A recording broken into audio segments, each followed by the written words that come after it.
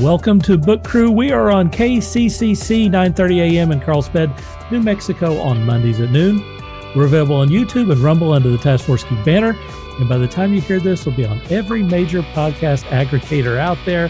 I am writer and marketing Jedi Dark Hooper, and I'm joined as always by author and editor Beth A. Freely. How you doing, Beth? I'm doing good, and apparently Peanut Butter's jumping in on this episode too. Hey there, Peanut Butter. How you doing? Peanut Butter is a perennial favorite on this and all the other podcasts that we do. Yeah. Today, we're going to talk about Beth's new book, but first I'm going to, in our little introductory segment, I'm going to take about 5 minutes to make an announcement and talk about my upcoming book. Yes, please do. So we had Angel Nix on the show as our first guest with the new format. And after we got done with the interview, I followed her everywhere and kind of got into her ecosphere. And she had a shared world series that she was coming out with.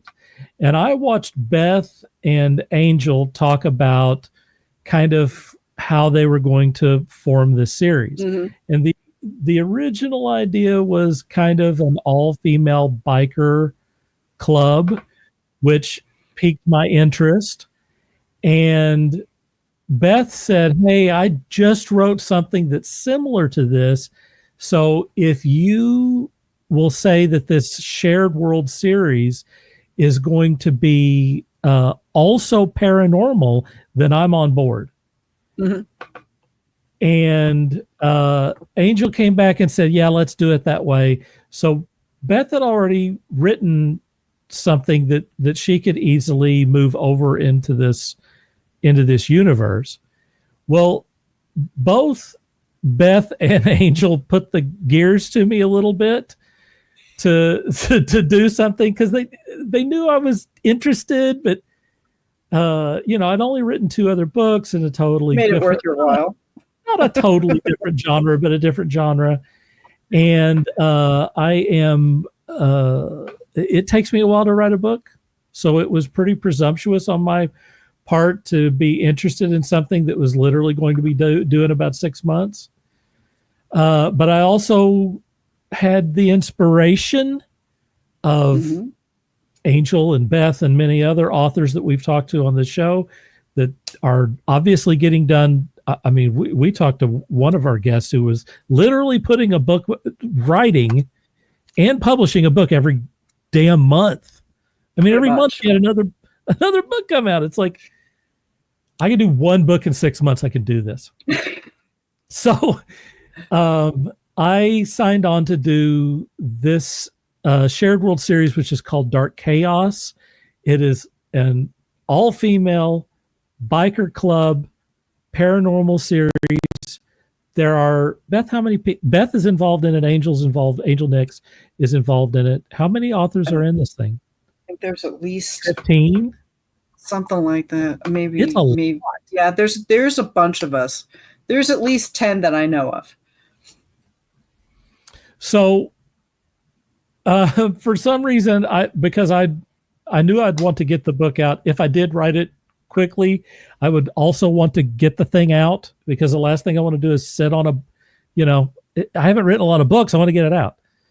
So I took the first slot on January 7th, 2026 to do this book. And I've already titled it, so I'm going to put out, I'm not going to do a title reveal. The title of the book is Love, Whiskey, and the Eternal War. And my motorcycle club is a subchapter of the Dark Chaos Motorcycle Club, and they're called the Gorgons. And so since I am a visual learner and research and doing things I like drawing them. I drew this right here, which is the Gorgon symbol for the Gorgons MC, and I set them in my hometown of Moore, Oklahoma, which is like some people are picking New Orleans or Los Angeles or Chicago or places that are really, really exciting. I purposely chose Moore, Oklahoma, which is, by the way, not exciting. And but what I figured two things. Number one, I don't have to do research about Moore. I lived in Moore or around Moore my entire life. Yeah. And I thought it would be fun to write something in Moore. It's like, can I do a supernatural, a paranormal book in Moore? That sounded weird and kind of fun. And it's also gives me an opportunity to, kind of write a little bit of love letter to Oklahoma, which I've lived in all my life, and most people don't really know a lot about. So both good and bad, I'm going to be writing about, my hometown and Oklahoma and Oklahoma City in particular. And I'm very much looking forward to that. Here is the patch that I put together for that. I got to tell you that the for people who don't know how art works, those snakes, figuring out how they kind of moved around her head and drawing in all the little scales and stuff, that took forever. And then doing the actual patch so that it looked correct, like the back of what they call a cut. And then putting that together was a lot more effort than I originally planned. But I liked it so much that I actually offered this thing as as something to buy on Redbubble. So I will have a link to that if you're interested in getting that thing on a t-shirt or a mug or some silly thing. It would look cool on a mug for sure. I'm going to order a t-shirt immediately and start wearing it around and see if people ask me about because I'm literally right on the border of Oklahoma City and Moore. And while I'm wearing it around, people will ask me what the heck it is, which is, that'll be a little advertising for me there. I like it. So there's my announcement. I'm going to be working on and releasing Love, Whiskey, and the Eternal War on January 7th. And it's in a shared world that is also shared with Beth and with Angel and a bunch of other great writers. And that's very exciting to me too. There you go. Do you have anything else that you'd like to add on that subject, or you want to get onto your book? No, let's get on to it. I've been waiting all day. I have all right. News. Well, I have all right. News. So if you've been watching and listening and following along with Book Crew, then you have been hearing about Beth's project, which is called Love of a Samurai. She recently completed this project, and we will talk about the length of it and that sort of thing in a minute. But the book has been released. It's been out for 4 days. Beth has an announcement to make. What is the announcement, Beth? As of an hour ago, Love of a Samurai, which I published on June 24th, my sister's birthday, as of an hour ago, was sitting at number 91 in historical Japanese fiction on Amazon. That is insane. It is. It's crazy. that is such a huge announcement. Congratulations, Beth. Thank you. I was looking at the other books that sit in this genre, I'm sitting up at within the top 20 is Memoirs of a Geisha.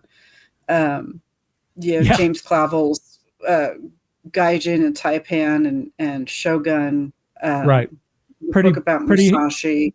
Pretty big heavy hitters. Yeah, there's heavy hitters in these 100 books, and the fact that my book after 4 days was sitting at number 91. My brain is a little blown. To break the top 100 is awesome. This is the only book that I've ever published that has broken the top 100. So I am a little blown away by it. I really am. That is It's amazing. kind of crazy. Yeah, that is amazing.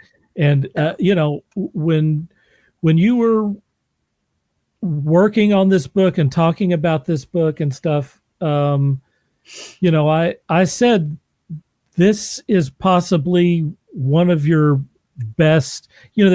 They call it writing to market. Mm-hmm. This is one of your, in my opinion, it felt like to me that this was the best book that you have written to market. And that's not why you wrote it.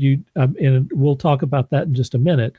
But with the Shogun series on FX, Yeah. there is a huge number of people out there who have been kind of awakened to, feudal Japan and to the world and what's going on there.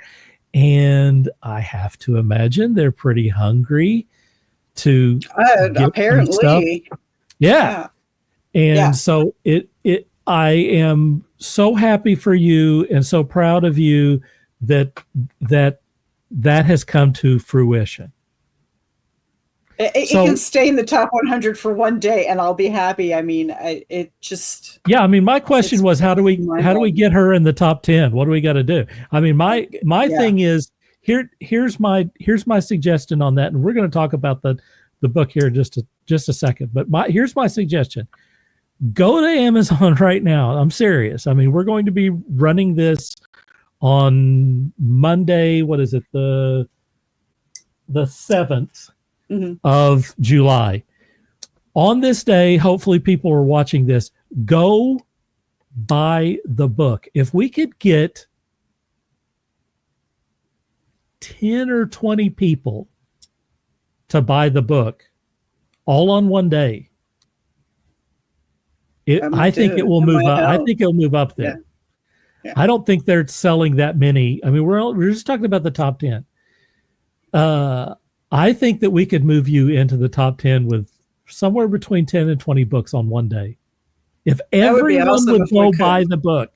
So please, if you're listening to this, either on KCCC or you're watching it on YouTube or on Rumble, please go buy that book just as soon as you hear this and stuff. And let's see if we can push her into the top 10. I think that would just be amazing. That would be great. It would be awesome. So to get them over there and to buy the book, please give us the elevator pitch on Love of a Samurai. 30-second elevator pitch on Love of a Samurai. The British ambassador's daughter, Helena Montclair, who has lived in Japan since she was 10 for the last 10 years, sees her father get killed between Kyoto and Osaka by Ronin. She is found by a local daimyo by the name of Takamatsu Sato, who recognizes her from the shogun's court and takes her back to his village, realizing that she has no place to go. Her papers have been destroyed. She has no money. She has nothing. So he takes her back to his village up in the mountains of Japan and tries to find a place for her. His Hatamoto Ujio, Takahashi, tells him she doesn't belong here. And Sato tells him, maybe she does, maybe she doesn't, but I'm leaving it up to you to help her find her way. And their love story blossoms. She is fluent in Japanese, having insisted on learning it while at the shogun's court, and her father indulged her. She's blonde hair, brown-eyed, very English rose skin, so she sticks out, but yet the shogun has taken favor with her because he compared women to porcelain, and she reminded the shogun that women might be porcelain, but they are stronger because porcelain goes through fire, and is made stronger in the process. And he finds that refreshing to hear from someone, especially a woman out of his own culture.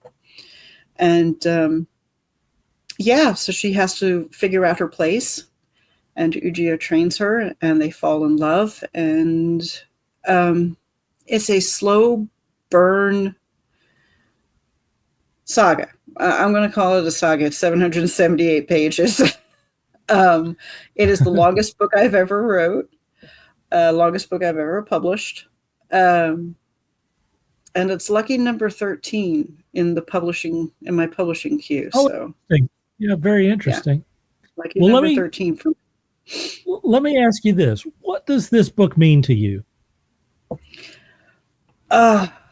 This is the book I think this is the kind of novel I write every 10, 15 years. I enjoy writing the saga style novels, the long drawn out novels. This is the third one with Legend of Captain St. Pierre and Beyond the Steps of Stone being the other two. This novel reminded me of how I like to write, what I like to write, and kind of took me back to my roots as far as my own process in writing. So that, and God, I have loved samurai stories and anything Japanese culture, Chinese culture, all of that kind of stuff, that feudal culture since I was a kid. So to be able to write this and for it to turn out the way it did, it's kind of it's a bit of a love letter to myself, I think. Wow. I would describe it. It's a love letter to myself. Yeah, that's awesome. When did you start working on this book? I want to say the end of last year, the end of 2024. Okay, so you've been working on it for about 6 months. Yeah, I started the outline at the end of 2024. 6 or 7 months. Yep. And it started out actually as a fan fiction for myself. And really? And again, yeah, and as The Legend of Captain St. Pierre started out as a fan fiction when Miriam and I started writing it, Miriam, my co-author. And halfway through we said, yeah, we need to turn this into an original. And I started writing a samurai for myself as a fan fiction. And the further I got into it, the more I'm going, what am I doing? No, stop. And I did. I stopped and went back and said, all right, this is what I'm doing. There's one name in the entire story I did not change from the original fan fiction, because I absolutely refused to do it. And that was kind of nod to me. And that's Ujio. Now, those of you who are listening, if you have seen the movie The Last Samurai with Tom Cruise, you will recognize the name Ujio. That's a great movie. It's been a while since I've seen it. That is a great movie, though. Yeah. And that was the one name I said, nope, I'm not changing this name. That was the one name I kept. But I turned it, I said, no. I said, if I'm going to write this, I'm going to write this for publication. And I completely revamped the entire thing and turned it into an original. What was the longest book that you'd written previously?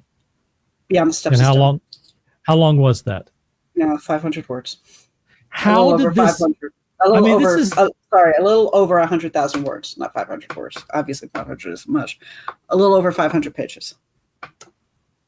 How did this one get so out of control? In a good way.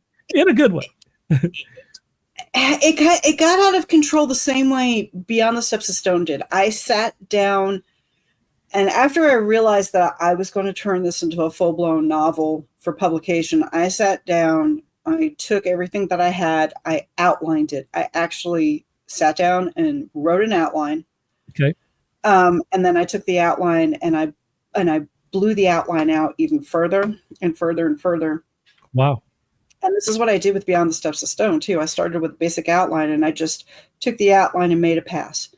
Took that pass and made another pass. And it just grew and grew and grew until I was left with a 778, 788, however many pages at this point, final novel.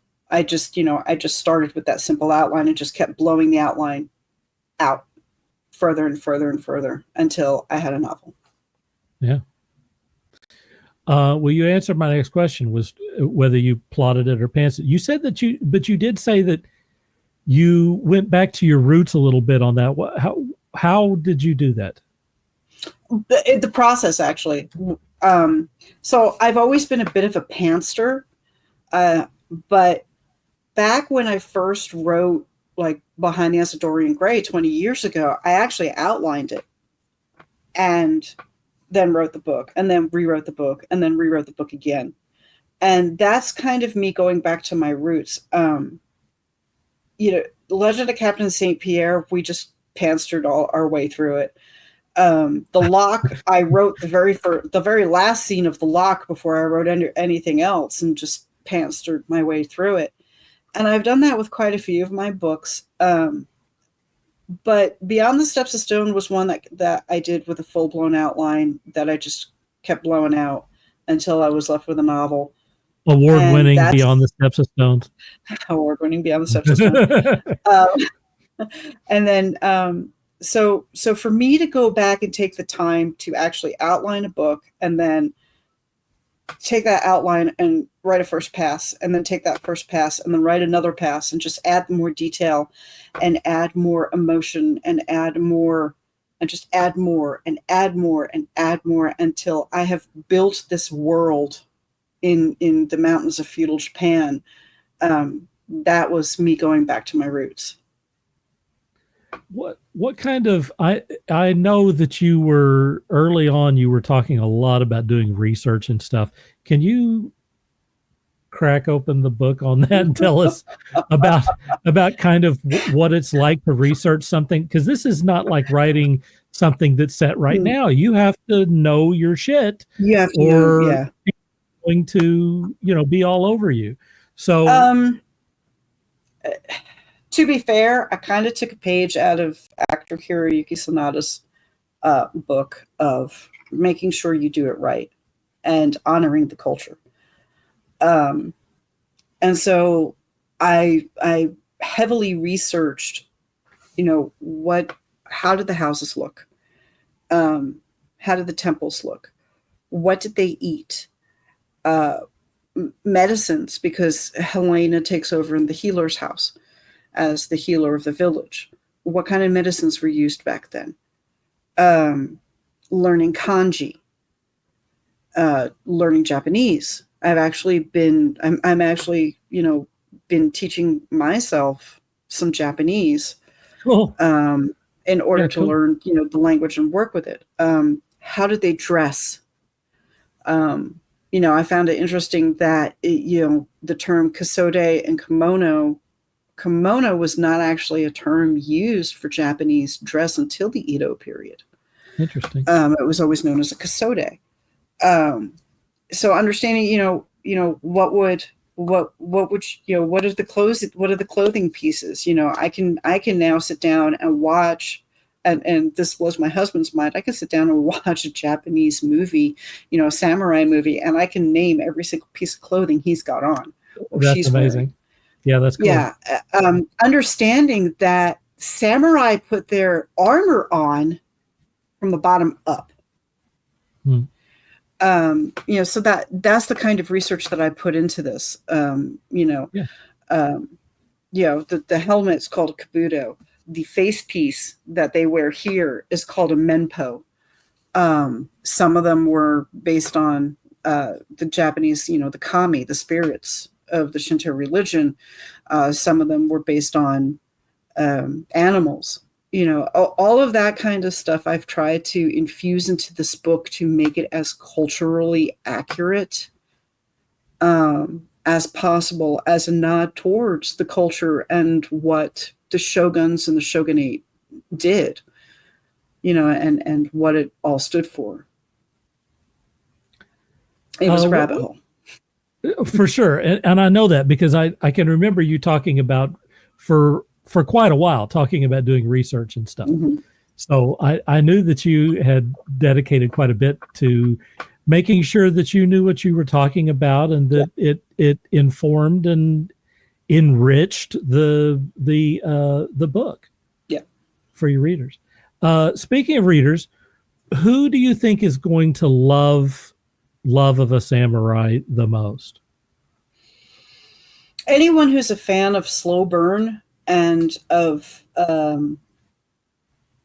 slow burn, enemies to lovers, people who like those tropes, people who enjoy reading a historical novel, people who want to learn a little bit more through their entertainment.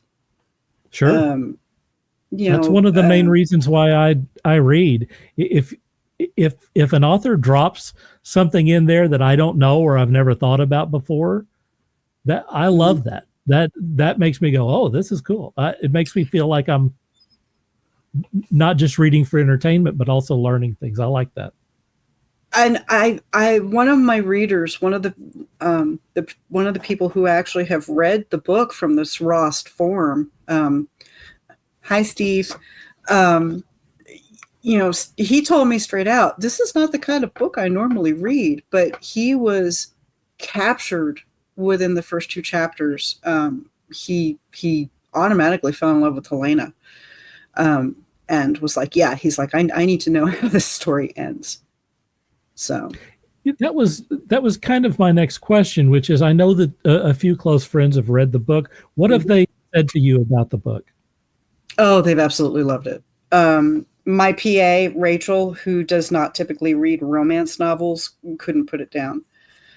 Angel absolutely loved it. Angel's the reason why Takamatsu's... Her review is up on the book. Yeah, her review right is now. You can up. read her review, and it's great. Yeah. You should go read Angel's review. Takamatsu Sato's character is getting his own book because of Angel and her review. I will talk about that in a moment. Steve loved it. My friend Amy Kaplan, who's been on the show, yes. She's been reading it. She is not a romance reader, and she was begging me to send her chapters.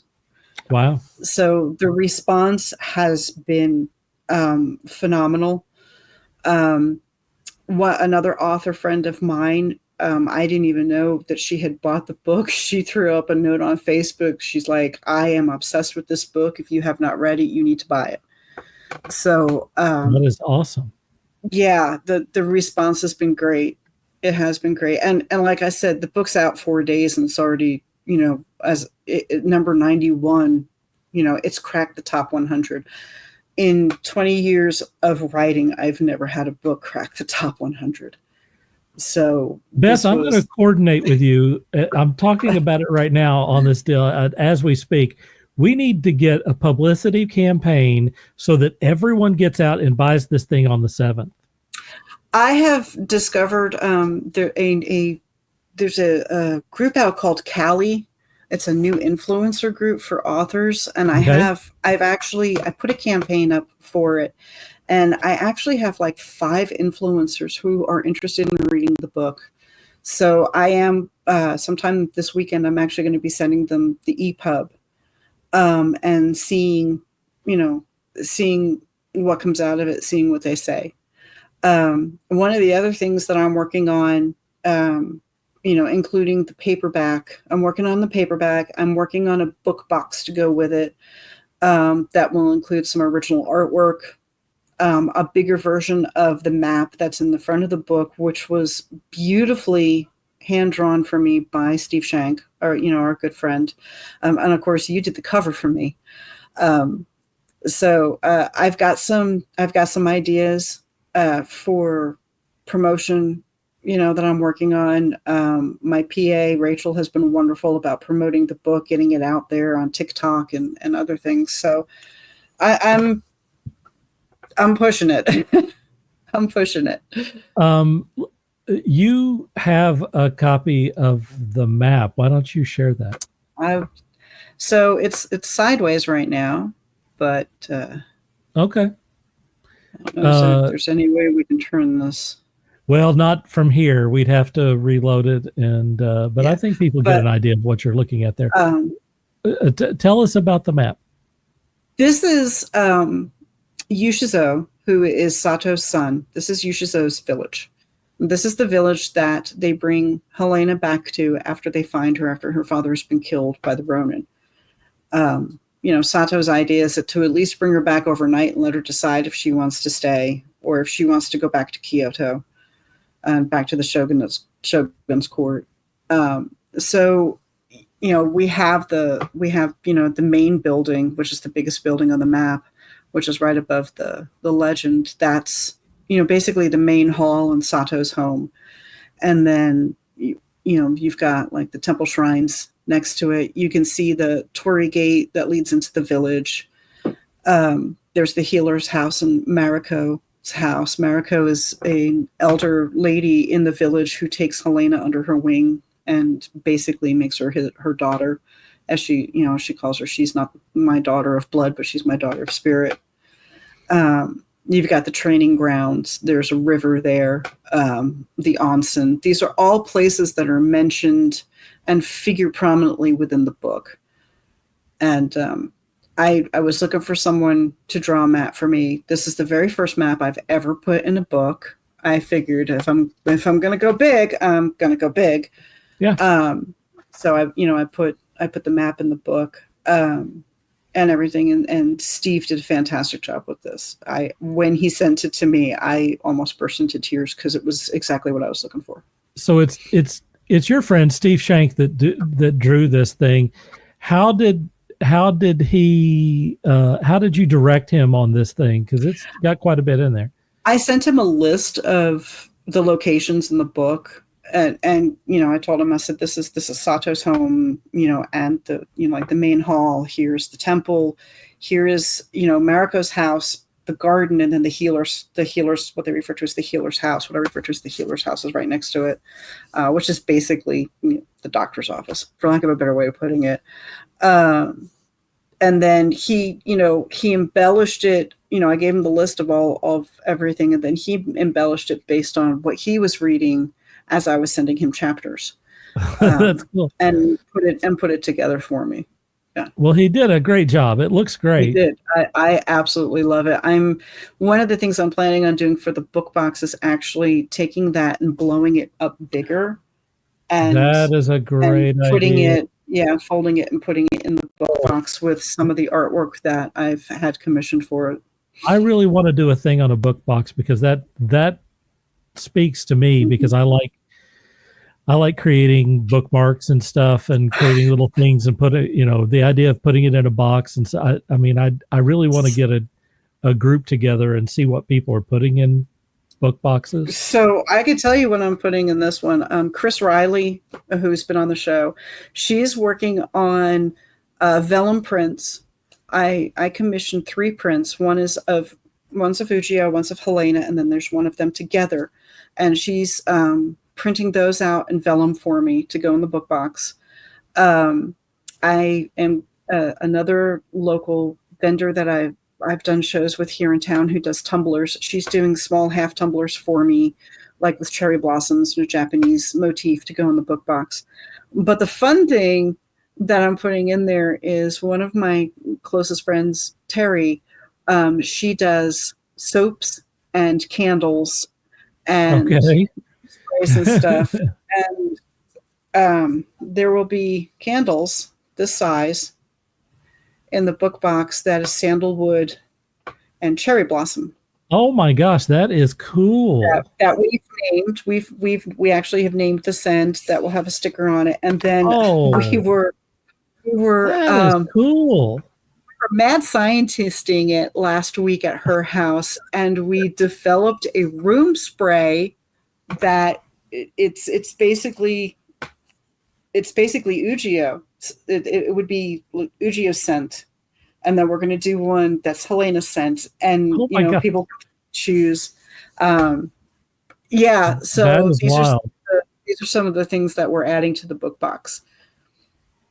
I love that. I think that's amazing. And I'm dying to know how that sort of thing goes, because like I said, that really speaks to me.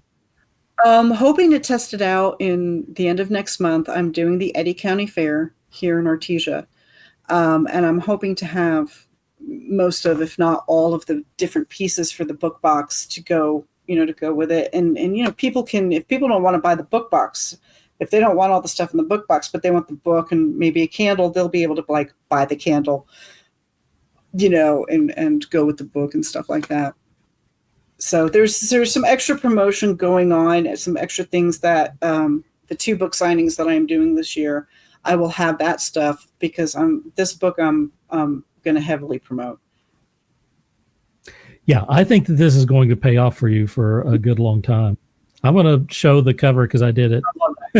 I did not do the artwork on the cover. The artwork was found stuff that I got through Adobe Express, but I did put it all together and designed the layout and so on with it. And Beth and I went back and forth for a long time on how to put the text out there and do all that sort of stuff, which is that's just part of the process of designing a book. But I think visually, I think this is one of my better designs. I love it and stuff. I think it's pretty powerful looking, which is why I already asked you to do the next 2 to go right. with Okay, it, so. Well, you gave away my next question, which is what's next on this thing. Well, I got a couple of other books that I've got to get done first, but Sato and his love interest Soji, they have already been very loud in my head. As a matter of fact, Soji and her companion, who show up in the village, they decided to tell me the other night that they're showing up in the village in the middle of a blizzard. I'm like, oh, thank you. Okay, great. We're not doing this right now. Go back to sleep. I got something else I got to finish.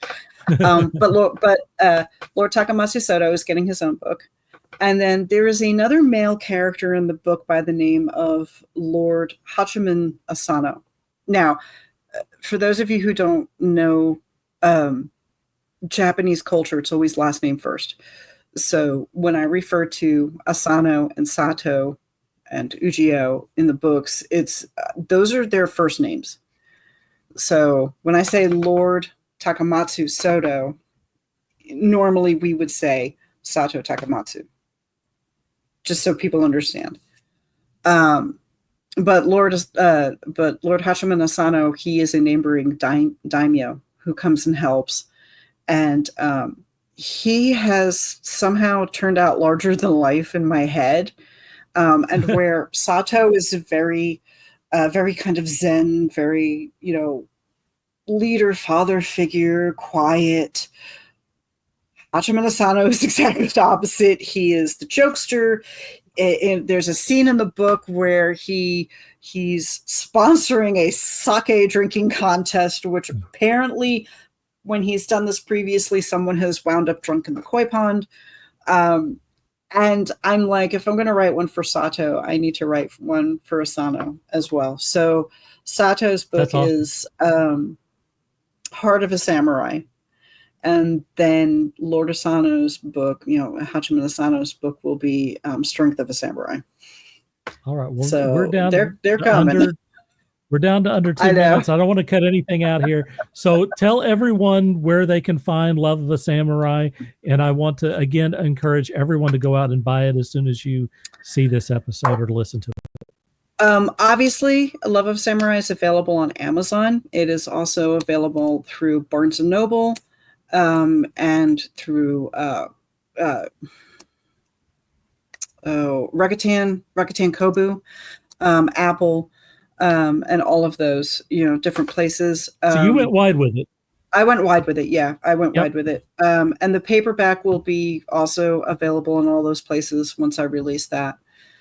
So, and also on my website. So if you want to order the ebook directly from me, check my website next week. I still have to get it up on the website, but it'll be available directly from me next week on my website. All right.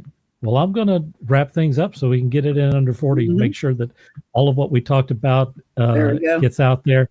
So before I go, I want to say that Beth A. Freely is offering editing and book trailer services, and I'm offering author branding and social media management at themusesfunhouse.com. And I'd like to invite everyone to join us and participate in our new Book Crew Facebook group. You can get updates about the show, insight from working authors, including Beth and me, and post about your own book projects. It's facebook.com/group /Book Crew Podcast. Join and tell your author friends. Go out and buy Love of a Samurai. Thanks to our guest. Thanks to Beth. This is Dirk Hooper saying, dream hard.